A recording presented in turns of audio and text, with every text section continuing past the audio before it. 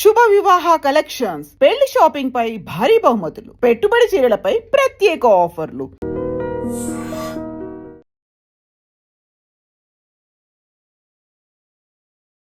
నమస్తే, welcome to I dream. నా పేరు వలి. ప్రస్తుతం నాతో పాటు స్టూడియోలో ఉన్నారు family counsellor, public speaker Rajani Rama గారు. మేడంతో మాట్లాడదాం. నమస్తే మేడం. నమస్తే మేడం, సింగర్ మంగ్లీ పాడినటువంటి పాట అంటే అసలు పాటలు ఇలా కూడా పాడతారా అనిపించే విధంగా తీవ్ర విమర్శలు అయితే వచ్చినటువంటి పరిస్థితి. అది Hindi cinema, Sanjay Dutt lead role చేసినటువంటి సినిమాకి సంబంధించి పాట అది. అప్పుడు ఇన్ని బూతు పాటలు ఉన్నాయని చెప్పి విన్న వాళ్ళందరూ కూడా చాలా దారుణంగా ఉందని చెప్పి సోషల్ మీడియాలో ట్రోల్ చేశారు. వెంటనే కేంద్ర ప్రభుత్వం వరకు వెళ్ళింది ఇష్యూ. సెంట్రల్ గవర్నమెంట్ కూడా సీరియస్ అయింది. వెంటనే పాటని డిలీట్ చేయించారు.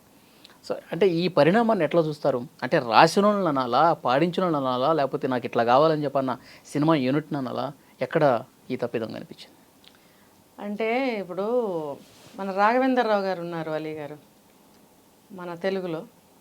ఆయన ప్రతి డ్యూయెట్లో ఒక ద్రాక్ష పళ్ళ గుత్తో, యాపిల్ పళ్ళు, కమలా పళ్ళు, పళ్ళన్నీ వేస్తారు ఆయన బిందెలో, కుండలో. ఆయన ఆయన ఏమన్నా అంటే పాట గ్లామర్గా ఉండటం కోసం ఆయన బ్రాండ్ అది ఒక హీరో మీద చిత్రిస్తారు. ఎందుకు అంటే ఒక హీరోయిన్ అంటే నేను సెన్సార్ ఏమో నాకు తెలీదు, ఆయన చెప్తాను అంటే ఎందుకు ఆయన అలా చేశారనే దానికి. ఒక హీరోయిన్ ఒక డ్యూయెట్లో ఒక ద్రాక్ష పండుని హీరోయిన్ ఇద్దరు అందుకునే సీన్లు ఎన్నో సినిమాల్లో మనం చూసాం. తర్వాత అటువంటి ద్రాక్ష పండుని కానీ, అటువంటి యాపిల్ పండుని కానీ ఆమె పొట్ట మీద పడేసినప్పుడు హీరో దాన్ని తీసుకుంటున్నట్టు, నోటితో కావచ్చు, చేతితో కావచ్చు. అంటే ఏంటి, అక్కడ ఆ హీరో యొక్క మగసిరిని చూపించడానికి రాఘవేంద్రరావు గారు ప్రయత్నిస్తున్నారు అనేది నా అభిప్రాయం. మరి అలాగే సంజయ్ దత్ సీనియర్ యాక్టర్, ఆయన నర్గీస్ సునీల్ దత్ కొడుకు. మరి ఆయన ఫస్ట్ మూవీ వచ్చినప్పుడు చాలా బీభత్సంగా వైరల్ అయింది. ఆయన సినిమా బాగా నడిచింది. సినిమా పేరు నాకు గుర్తులేదు, బాగా నడిచింది. తర్వాత ఏవో కేసులు ఇరుక్కున్నాడు, జైలుకి వెళ్ళాడు, సినిమా ఆఫర్లు తగ్గిపోయాయి, ఓవర్ డ్రింకింగ్, ఇవన్నీ ఏవో ఉన్నాయి. తర్వాత ఆఫ్టర్ సో మెనీ ఇయర్స్ ఆయన యాక్ట్ చేస్తున్నాడు అంటే ఆయనకు ఒక ఇది కావాలి, ఒక స్పెషల్ ఫోకస్, ఒక స్పెషల్ ఎంట్రీ, ఒక స్పెషల్ గుర్తింపు, ఇలాంటివి కలిగించాలని డైరెక్టర్ కానీ నిర్మాత కానీ అనుకుంటారు. అనుకున్నప్పుడు వాళ్ళకి ఒక స్పెషల్ సాంగ్ ఇవ్వటము, ఏదో బందూకు తీసుకుని కాల్ చేస్తే అది స్పెషల్ కాకపోవచ్చు. నవేడేస్ ప్రతి సినిమాలో చాలామంది పాత్రలకు బందూకులు ఇస్తున్నారు. అది కాదు, ఆ ట్రెండ్ వెళ్ళిపోయింది. ఒకప్పుడు హీరో ఎంటర్ అయ్యాడు అని అంటే జీప్లో నుంచి దిగుతుంటే ఒక బూటో, ఒక క్రాఫీలో అనుకుంటున్నట్టు ఒక చెయ్యో, ఒక బందూకు భుజం మీద వేసుకుని దిగుతున్నట్టు అట్లా ఎంట్రీ, స్పెషల్ ఎంట్రీ ఇచ్చేవారు. ఇప్పుడు అదంతా అవుట్ ఆఫ్ అయిపోయింది. ఇప్పుడు ఎట్లా ఇవ్వాలి? బాగా హైలైట్ చేసి చూపించాలి. అటువంటి దన్ను ఉన్న హీరో, అటువంటి మగతనం గల హీరో, అతనితో ఇప్పుడు అది విలన్ పాత్ర వేస్తున్నాడు. సినిమా పేరు వచ్చేసి డెవిల్, చాలా బాగుంది. అందులో మళ్ళీ అతను విలను. అసలే అతను జైలుకి వెళ్ళి కొన్ని విషయాల్లో ఇరుక్కుని వచ్చిన వాడికి విలన్ పాత్ర అంటే ఇప్పుడు వెళ్ళి వచ్చిన తర్వాత వచ్చిన మొదటి సినిమా కాదు ఇది, అప్పుడప్పుడు వస్తున్నాడు కదా ఆయన, వన్ ఆఫ్ ద మూవీ అయినప్పుడు అతన్ని ఎంత బాగా చూపించాలన్నమాట. అంటే ప్రజలకి అతని మీద బ్యాడ్ ఇంప్రెషన్ పోయి మళ్ళీ మా సంజయ్ దత్ అని చెప్పి మళ్ళీ బాగా చూడాలి. ఎలా ఎంట్రీ చూపించాలి, ఎలా అతన్ని బాగా జనానికి చూపించాలి అని అంటే ఒక బ్రహ్మాండమైన పాట పెట్టాలి అని చెప్పి రైటర్కి చెప్తారు. నువ్వు ఎలా రాస్తావో మాకు తెలియదు, అతన్ని ఒక హైప్ ఇవ్వాలి అతనికి పాటతోటి, ఇంకా బాగా జనం బాగా చూసేటట్టుగా అంటాడనమాట. అన్నప్పుడు ఆ లిరిసిస్ట్ రాసి ఆయన ఇంకా తన ఎఫర్ట్స్ అన్నీ పెట్టి ఈయన పర్సనాలిటీకి, ఈయన మగతనానికి, ఈయన ఉంటాయి కదా వాళ్ళ మాట తీరుకి, వాళ్ళ పని తీరుకి బాగా సెట్ అయ్యేటట్టుగా రాయాలన్నాడు. అంటే ఒక విప్లవకారుడు గురించే కావచ్చు, ఒక ప్రేమికుడు గురించే కావచ్చు, ఒక రౌడీ గురించే కావచ్చు, అలా ఉంటుందన్నమాట ఆ పాత్ర. ఇప్పుడు ఇందులో ఉన్న ఇతని పాత్రకి తగ్గట్టుగా పాట రాయాలి, దట్టు ఐటమ్ సాంగ్. నూరా అంట ఆవిడెవరో 6 అడుగులు ఉంది. అంటే ఇప్పుడు ఈ మధ్య సినిమాల్లో అంత పొడుగున్న అమ్మాయిలు తీసుకోవడమును చిన్న చిన్న గుడ్డలేసి ఐటమ్ సాంగ్స్లో పెట్టడం, అది పరిపాటి అయిపోయింది.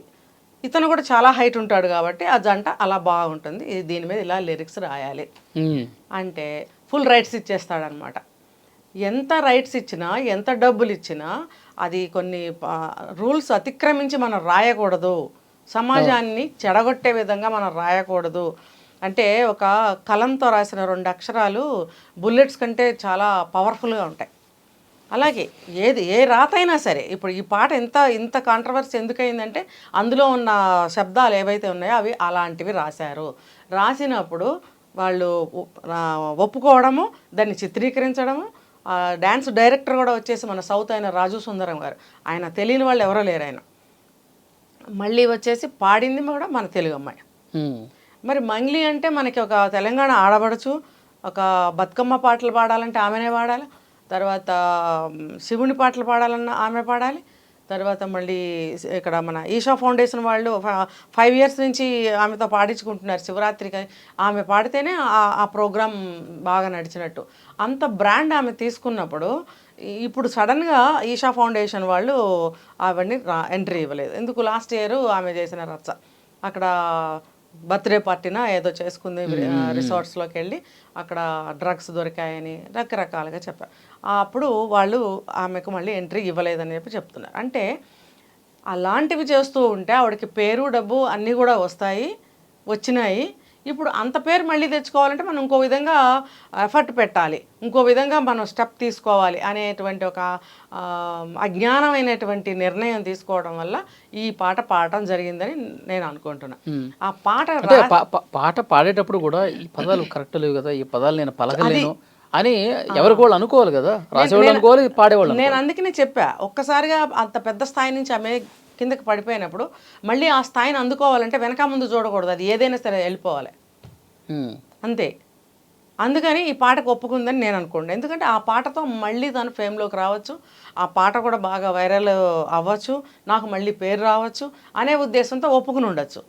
ఎందుకంటే ఇక్కడ వచ్చిన పేరు ఒక్కసారిగా డౌన్ అయిపోయింది. అసలు కింది స్థాయి నుంచి ఆమె ఎంతో కష్టపడి ఈ స్థాయికి వచ్చిన మనిషి ఆ పేరు నిలుపుకోవాలని ఆలోచన చేయకుండా ఒక్కసారిగా మనం కిందకి పడిపోయాం కాబట్టి గ్రాఫ్ మళ్ళీ పెంచుకోవాలనే ఆలోచనే చేసింది. కానీ తను తెచ్చుకున్న మంచి పేరు పోతుంది అనేది తను ఆలోచించలేదని నాకు అనిపిస్తుంది. మరి ఆ లిరిక్స్ రాసిన ఆయన సిగ్గుసారం లేకుండా ఎట్లా రాశాడు? అది ఈ అమ్మాయి పాడిందని కాదు, ఏ భాషలోనైనా సరే, ఏ మనుషులైనా సరే, ఏ వయసు అయినా సరే అటువంటి శబ్దాలతో కూడినటువంటి పాటని రాస్తారా? గతంలో కూడా ఒక రొమాంటిక్ పాట, ఒక రొమాంటిక్ సీన్స్ పాత బ్లాక్ అండ్ వైట్ మూవీస్లో కూడా ఫస్ట్ నైట్ సీన్స్ ఇప్పుడు కంటే కూడా ఘోరంగా చూపించేవారు. కానీ అందులో కూడా ఒక సున్నితత్వం, అందులో కూడా ఒక మరుగు, ఆ పాట వర్డ్స్ యూజ్ చేసే దాంట్లో కూడా సున్నితమైన పదాలని చేర్చి పాటలు రాశారు, హిట్ అయినాయి. ఇప్పటికీ కూడా అందరూ పాడుకుంటుంటారు, భార్యాభర్తలు కూడా సరదాగా సరసంగా పాడుకునే విధంగా నడుస్తున్నాయి ఇప్పటికీ ఆ పాటలు. మరి ఇంత దరిద్రమైనటువంటి లిరిక్స్ ఒక బెడ్రూమ్కి సంబంధించిన విషయంలో అలా రాయడం ఏంటి? అంత పచ్చిగా, అంత నీచంగా, నికృష్టంగా, ఇంకేమనాలి దాన్ని, అంత పచ్చిగా రాయటం అనేది అదే జుగుప్సగా అసహ్యంగా ఉంది, చాలా అసహ్యంగా ఉంది. కొంతమంది భోజనం చేస్తారు, నీట్గా తింటారు, కొంతమంది కింద మీద పోసుకుని తింటూ ఉంటారు. అలా కింద మీద పోసుకుని తినే ఫుడ్ని మనం చూస్తే డోకొస్తుంది మనకి, అవునా కదా? ఈ విషయం కూడా అంతే. ఒక విషయాన్ని ఎలా ఉంచాలో అలా ఉంచాలి, కానీ దాన్ని విడదీసి విడమర్చి పచ్చిగా దరిద్రంగా నీచంగా పాట ద్వారా మనకి తెలియజేస్తుంటే అవసరం అది? అంటే వీళ్ళేంటి, వాళ్ళకి ఏమన్నా స్వేచ్ఛ అనుకుంటున్నారా ఇట్లా రాయటాన్ని? అది నాకు అర్థం కావట్లేదు. మరి వాళ్ళకి సెన్సార్ వాళ్ళు ఏమి అడ్డుకోవటం లేదా అక్కడ? వాళ్ళకి వాళ్ళ ఇండస్ట్రీలో వాళ్ళకు ఉంటాయి కదా. ఇప్పుడు ఇండియా మొత్తం ఒకటే కదా, రూల్స్ అనేవి అందరికీ ఒకటే. అసలు వాళ్ళు అంత విచ్చలవిడిగా ఎందుకు రాశారు? సెన్సార్ వాళ్ళు ఏం చేస్తున్నారు? రాసేశారు, ఒప్పేసుకున్నారు, పాడేశారు, రికార్డ్ అయిపోయింది. ఇట్లా ఇప్పుడు వీళ్ళు దరిద్రంగా పాట రాశారు మేడం, మార్కెట్లో కూడా వచ్చేసింది. తర్వాత సీరియస్ అయి దాన్ని కట్ చేశారు. అంటే వీళ్ళు తప్పు చేశారు, వీళ్ళ మీద యాక్షన్ ఉండదా? యాక్షన్ ఉండాలి. ఇప్పుడు నెక్స్ట్ ప్రొసీజర్ ఏం జరుగుతుందో చూడాలి. అసలు ఆ పాటని తీసేయాలి, ఇంకా ఆ పాట తీసేసి వేరే పాట రాసుకోవాలి. ఎంత ఐటమ్ సాంగ్ అయితే మాత్రం, అందులో అతను ఎంత విలన్ అయితే మాత్రం, ఇప్పుడు ఈ మధ్య విలన్స్ని కూడా పెద్ద మగతనంగా, పెద్ద హీరోల్లాగా, పెద్ద పోటుగాళ్ళలాగా చూపిస్తున్నారు. ఒక చెడ్డ వ్యక్తిని అలా చూపించడం ఏంటి? ఒక ఐటమ్ గర్ల్ని పెట్టి అక్కడ ఆ సాంగ్ పెట్టి ఆ లిరిక్స్ పెట్టి, అంటే నువ్వు అంత పోటుగాడా అతను? నాకు ఇంకా వివరించి నేను ఇంకా చెప్పలేను. పరమ నీచంగా అసహ్యంగా ఉందన్నమాట. దాన్ని పెళ్లిగానమ్మాయి మంగిలి ఇంత మంచి పేరు తెచ్చుకుని తెలుగు అమ్మాయి అయ్యి ఉండి అక్కడికి వెళ్ళి ఆ దరిద్రం పాడటం ఏంటి? మరి ఈ అమ్మాయి కన్నా బుద్ధి అన్నా ఉండాలి, సిగ్గన్నా ఉండాలి, జ్ఞానం అన్నా ఉండాలి. అట్లీస్ట్ ఆ లిరిక్స్ ఏంటో తెలుస్తూనే ఉంది కదా. హిందీ బ్రహ్మాండంగా మాట్లాడుతుంది, హిందీ తనకు అర్థం కావట్లేదా? సాంగ్ ఆఫ్ సెలక్షన్ ఎలా ఉండాలి? నేను పాడనండి అని చెప్పే రైట్ తనకుంది. అలాగే మ్యూజిక్ డైరెక్టర్ కూడా అబ్జెక్ట్ చేయాలి. ఇదేంటంటే నేను పాడను అన్నప్పుడు లేదు నీకు ఇంకో కోటి ఎక్స్ట్రా ఇస్తాం అంటే డబ్బుకి ఏమన్నా దాసం పాడుతున్నారా? అయి ఉండొచ్చు. ఇలాంటి పాటలు పాడాలంటే రెమ్యూనరేషన్ ఎక్కువే తీసుకుంటారు. ఎందుకంటే గతంలో ఎవరు ఒక సింగర్ మన తెలుగు వాళ్ళే, నేను డబ్బు ఎంత ఇచ్చినా సరే నేను అలాంటి పాట పాడను అని అన్నవాళ్ళు ఉన్నారు మన తెలుగులో. ఎల్ఆర్ గారు అన్ని ఐటమ్ సాంగ్స్ పాడేవారు, కానీ ఎక్కడ కూడా అశ్లీలం అనేది ఉండేది కాదు. అలాంటి పాటలు ఆవిడే పాడాలనే పేరు ఆవిడకి. అయినా దరిద్రమైన పాటలు ఏమి లేవే. మరి ఈవిడెందుకు ఇలా వెళ్ళి పాడాలి? ఇప్పుడు ఏ టెక్నాలజీ పెరిగింది, ఇప్పుడు అందరూ కూడా జంజీ తరం వాళ్ళు ఉన్నారు, వీళ్ళకి అన్నీ కూడా అంటే నాలెడ్జబుల్ పర్సన్సే ఉంటున్నారు. వీళ్ళకి పాతకాలం మాటలు పెట్టి పాతకాలం భావాలను అక్కడ అందులో కూరి ఆ లిరిక్స్ రాయాల్సిన అవసరం ఇప్పుడు ఎవరికి కావాలి? జనరేషన్కి అసలు అవసరం లేదు. స్కూల్ టైం నుంచే కూడా వాళ్ళకి సెక్స్ ఎడ్యుకేషన్ చెప్తున్నారు. అమ్మాయిలు ఎలా ఉండాలి, అబ్బాయిలు ఎలా ఉండాలి, ఎలా నడుచుకోవాలి, ఇవన్నీ వాళ్ళు తెలుసుకుంటున్నప్పుడు దరిద్రంగా నీచమైనటువంటి సెక్స్ని అందులో పెట్టి పాట రూపంలో నువ్వు యూత్కి తెలియజేయాలనుకుంటున్నావు ఇది ఇలా ఉంటుందని అవసరం లేదు. ఒకవేళ వాళ్ళు పెళ్లి చేసుకోవాలి, సెక్షువల్ లైఫ్ కావాలంటే కూడా ఇలాంటి పాటలు విని వాళ్ళు నేర్చుకోవాల్సిన అవసరం అంత నీచమైన స్థితిలో ఎవరు లేరు. ఇప్పుడు ఇలాంటివి వింటే వాళ్ళు క్రిమినల్స్లా తయారవుతారు. అది ఒకటే కాదు, వాళ్ళు పాడుకుంటారు కూడా. ఏ పాట వచ్చినా సరే పాడుకోవాలని ప్రయత్నిస్తారు కదా, ఈ పాటను కూడా పాడతారు. ఇప్పుడు యూట్యూబ్లో దాన్ని బ్యాన్ చేశారు. బ్యాన్ చేసినప్పుడు ఆల్రెడీ దాన్ని విన్నవాళ్ళు ఉన్నారు, దాన్ని సేవ్ చేసుకున్న వాళ్ళు ఉన్నారు కదా. మళ్ళీ దాంతో రీల్స్ అలాంటివి చేస్తే మళ్ళీ జనంలోకి వస్తుంది కదా. ఇట్లా ఈ విధంగా కూడా దీన్ని బ్యాన్ చేయాలి. మళ్ళీ కూడా దీంట్లోకి రాకుండా బ్యాన్ చేయాలి.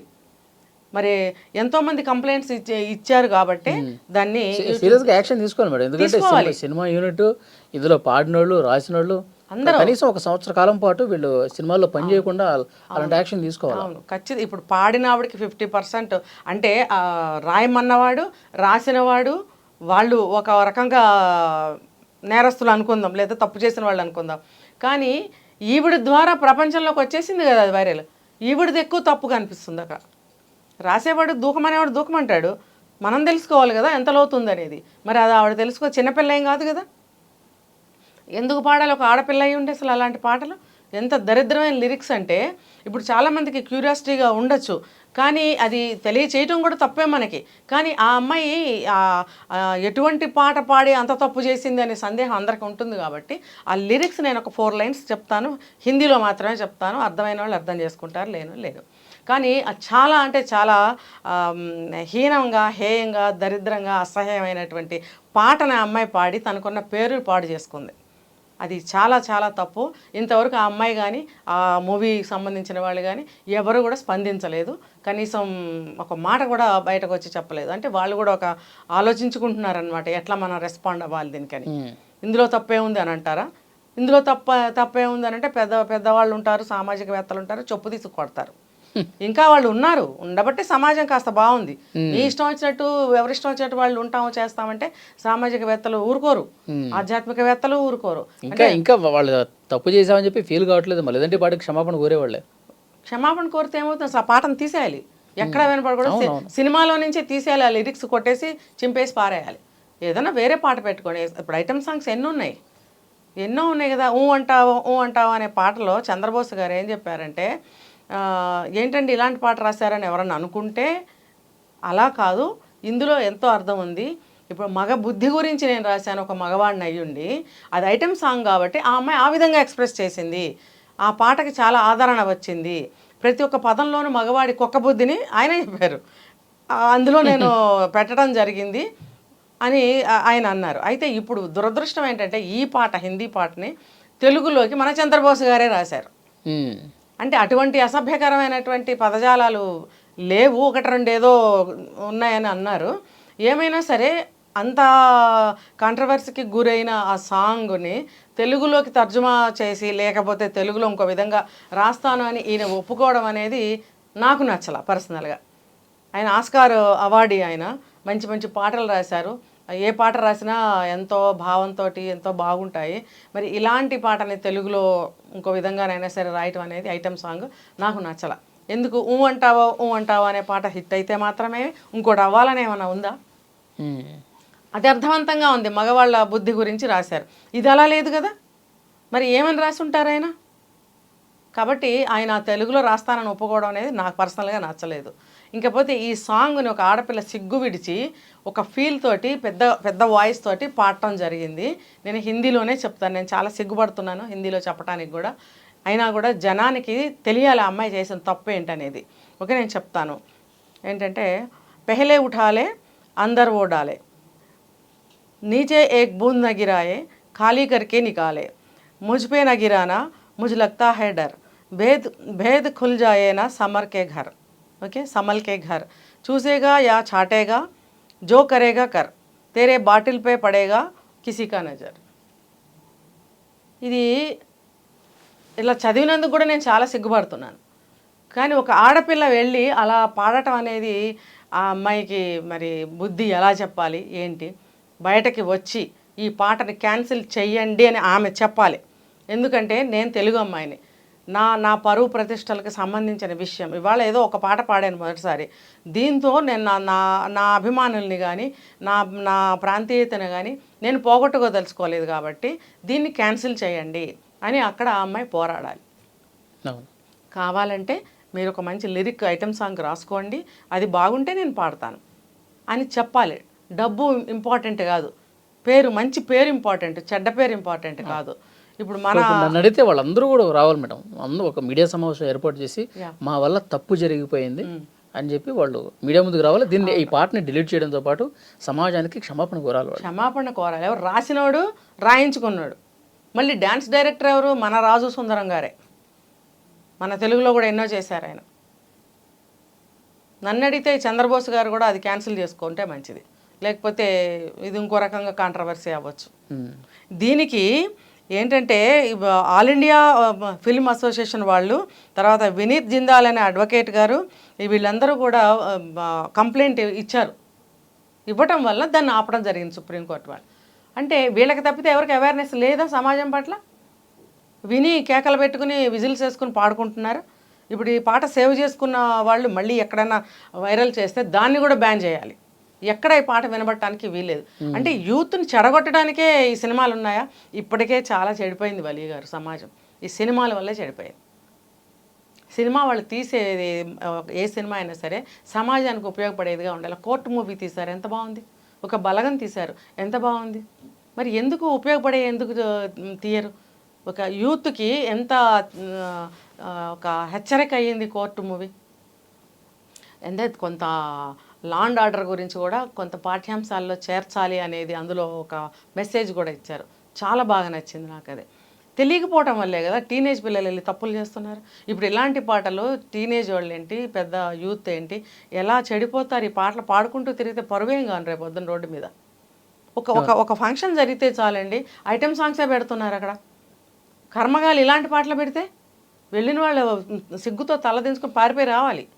కాబట్టి ఈ పాట మరి ఎక్కడా కూడా మళ్ళీ వినపడకుండా ఉండే విధంగా దీన్ని తీసి పారేయాలి. ప్రస్తుతం కోర్టు డైరెక్షన్తో ఆగిపోయింది కాబట్టి సెంట్రల్ గవర్నమెంట్ కూడా డైరెక్షన్ ఇచ్చినట్టుగా తెలుస్తోంది. ఇక ఎక్కడ వినపడదు కనపడదు ఈ పాట.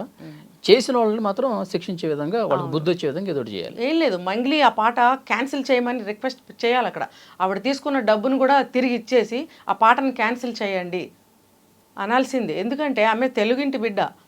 ఒక్క ఛాన్స్ వచ్చినందుకే ఒక్క ఛాన్స్తోనే నువ్వు అక్కడ లొంగిపోవాల్సిన అవసరం లేదు. నేను నా పరువు ప్రతిష్టను దలుచుకోలేదు ఈ డబ్బు కోసం, మీరు డబ్బు తీసేసుకోండి. లేదు మేము పాడించుకున్నాక ఎలాగా ఇదంతా జరుగుతుంది అవుతుంది ఒక యుద్ధం. అయితే కూడా ఆమె లీగల్గా ప్రొసీడ్ అవ్వాలి, అయ్యి ఆ పాటని క్యాన్సిల్ చేయించాలి. చూద్దాం మేడం ఏం జరుగుతుంది నెక్స్ట్. Thank you. నిజంగా ప్రస్తుతం ఉన్నటువంటి సమాజం దేనికి ప్రయారిటీ ఇస్తుంది? ఆర్థిక సంబంధాల చుట్టూ మాత్రమే తిరుగుతుంది. మళ్ళీ ఎన్నికలంగానే చాలా విరక్తి కలుగుతాను. మంచి అనిపిస్తుంది కదా, లేడీస్ కూడా ఛాలెంజింగ్ జాబ్స్ చేసినప్పుడు చాలా బాగుంటుంది.